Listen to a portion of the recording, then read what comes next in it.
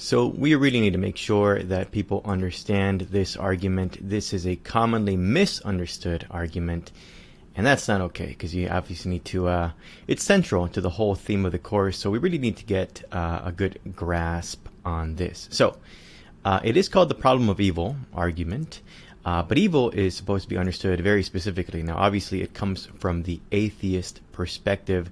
So, it's not really clear that they believe in evil in the Christian sense. But for this particular atheist, the one that is putting forward this argument, evil is going to be something like this. In the problem of evil, evil is to be understood as unnecessary suffering, whether it be the needless suffering of infants born with a dreadful disease that will kill them in a few weeks' time, the suffering of people from the past inflicted with a disease they did not understand, like malaria, or perhaps even the natural suffering of animals. Take your pick, whichever one of these you think is completely unnecessary. That's the kind of evil that you should think about when you are considering this argument. So if you start to deviate from that, it's okay. Come back, note that you've deviated, and come back to this conception of evil, because that's what really drives this argument. So, with that in mind, some people, of course, have pointed to World War I as being a whole lot of unnecessary suffering, on the order of 20 million dead, a lot of civilians. By the way, it was not just soldiers at all, by a long shot. In any case, some people might say, well, that's not really, humans had a say in that.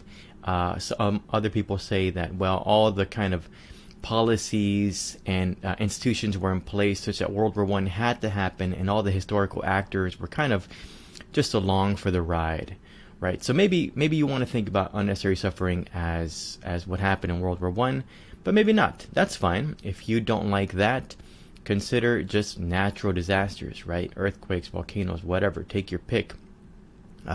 It's pretty clear that maybe with the exception of fracking or something like that, these are non-anthropogenic, right? Humans don't make volcanoes erupt. And whenever they do erupt and kill people, well, that's just a natural disaster. And it seems, well, if their suffering was anything, it seems unnecessary. So earthquakes, thousands of people die from earthquakes. So in certain parts of the country, to this day, there are still, whenever a massive earthquake hits, you get thousands of dead. Same thing with hurricanes and tornadoes. They have displaced and harmed thousands of people per year. So this seems maybe like unnecessary suffering.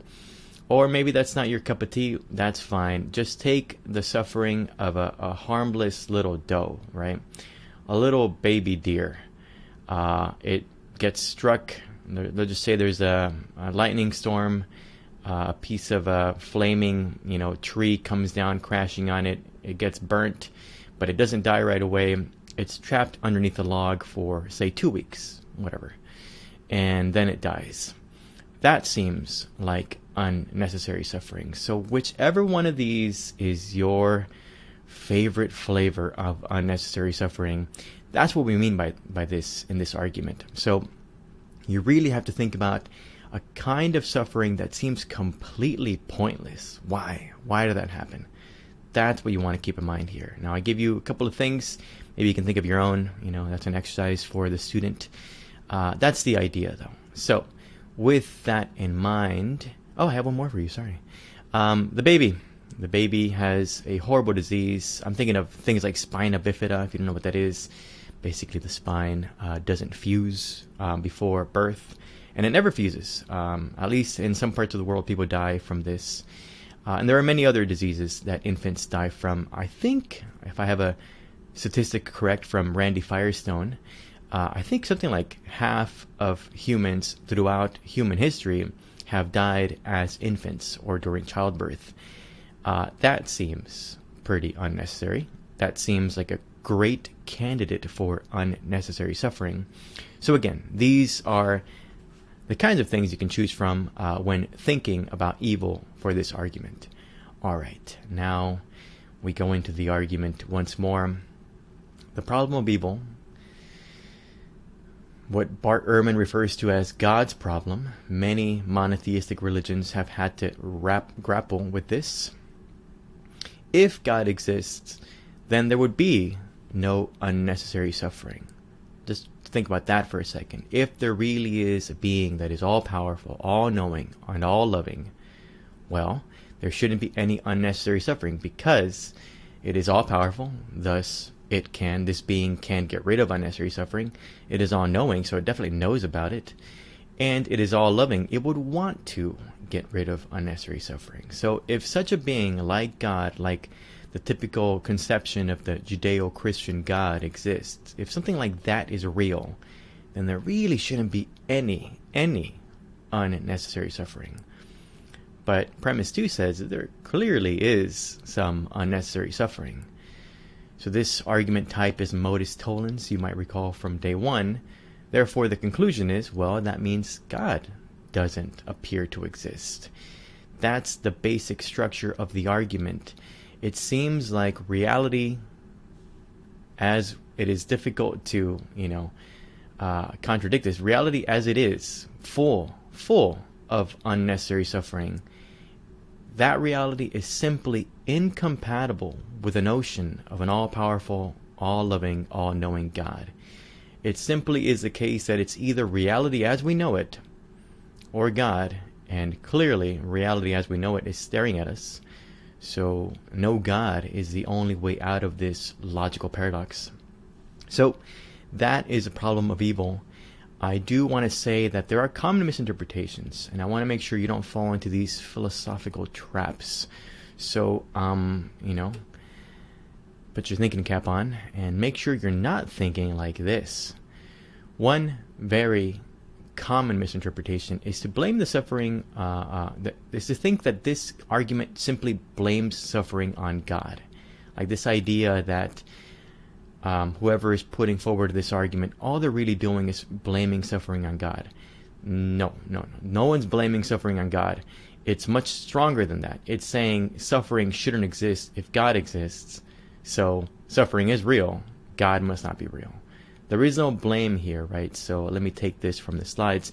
This argument is from the atheist perspective. Atheists don't blame suffering on God. They just say God doesn't exist, right? So no blame is going on here. To read it as blaming suffering on God is something like begging the question, assuming as true the claim that is in question. So if you do see this argument as blaming suffering on God, well, you're basically assuming that God exists without really grappling with the argument. Now, you have to grapple with the argument, maybe not in life, but at least in this class. So please do not fall into this particular. This is not only, this is more than a trap. This is quicksand, right? Once you go into this kind of thinking, you cease to understand the argument properly. And as you'll see in the second part of this lesson, there are objections, right? So don't think that this is your only way out. Do not fall into this quicksand. Here is another misinterpretation. Shifting the blame to humans. You might say something like, well, it's actually humans that cause unnecessary suffering. Wrong. We have specified, so let me take this from the slides. The forms of suffering described have been tailored, hand-picked, so that unnecessary suffering only refers to the kind of suffering that appears to be non-anthropogenic, right? We literally said only think about the kind of suffering that humans had nothing to do with. That was specified in the beginning of before presenting the argument. So the general idea here is, I get it. If you want to, if you are successfully able to shift the blame to humans, you can say, well, then therefore God exists. But it has to be acknowledged that there appears to be some unnecessary suffering that has nothing to do with humans. I mean, the baby suffering for 2 weeks before it dies, what that's a genetic disease. I mean, you want to blame genes on humans? That starts to veer into dangerous territory. Maybe we should get rid of certain genes or something like that. Or how about animal suffering, like the baby deer in the forest who died from burns. That was just natural disaster, right? Lightning strikes a tree, the flaming branch falls on the deer, and it dies after 2 weeks. Humans seem to have nothing to do with that. So this is a kind of suffering that we have in mind, so you can't shift the blame to humans. This is completely non-anthropogenic or non-human caused suffering. That's what you have to be thinking about. And when you're creating your rebuttals to this argument, that's the kind of unnecessary suffering you have to target, right? You have to justify, you have to somehow say, maybe that's not really unnecessary. So that's the real task here. So don't shift the blame to humans. That's misunderstanding the argument. So to kind of sum up here, the basic structure of the argument suggests that the world as we know it is incompatible with the existence of a being like God. It just really seems like if God were real, then none of this should be happening, or a lot of this shouldn't be happening. There is, at least depending on how much caffeine I've had in a given day, immense amounts of unnecessary suffering in the world. Everything from people still dying of dysentery or something like diarrhea, right? People still die from that. Almost 1 million people die each year from malaria. Why? There seems to be no real useful element to that. It just seems completely unnecessary. So that's the world. And if God existed, it wouldn't be that way, right? That's what the argument is suggesting. Put counterfactually, I kind of like this way of understanding it. If God actually existed, then the world wouldn't be like this. At least part of this course was designed during a global pandemic. Would that really be the case? That a virus about 100 micrometers long would shut down the world? Does that seem like the kind of world an all-loving, all-knowing, all-powerful being would create?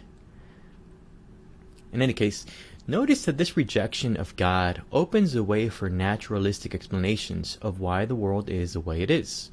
Evolution, tectonic plates, viruses, genetically inherited traits and diseases, etc., right? So the idea here is, once there's almost like a fruitfulness to this kind of argument, once you stop trying to explain the world in terms of God, you've actually opened up all sorts of avenues of investigation, naturalistic avenues of investigation.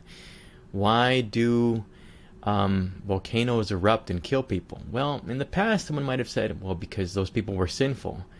That's not very satisfying to modern listeners. Tectonic plates crashing into each other, creating spaces where magma can rise into the surface of the earth. That's actually, well, not only is that the right explanation, very crude explanation, but that's still along the lines of the right explanation. That's actually much more satisfying and true than something like, well, sin caused it. Same thing for viruses and genetically inherited traits and diseases.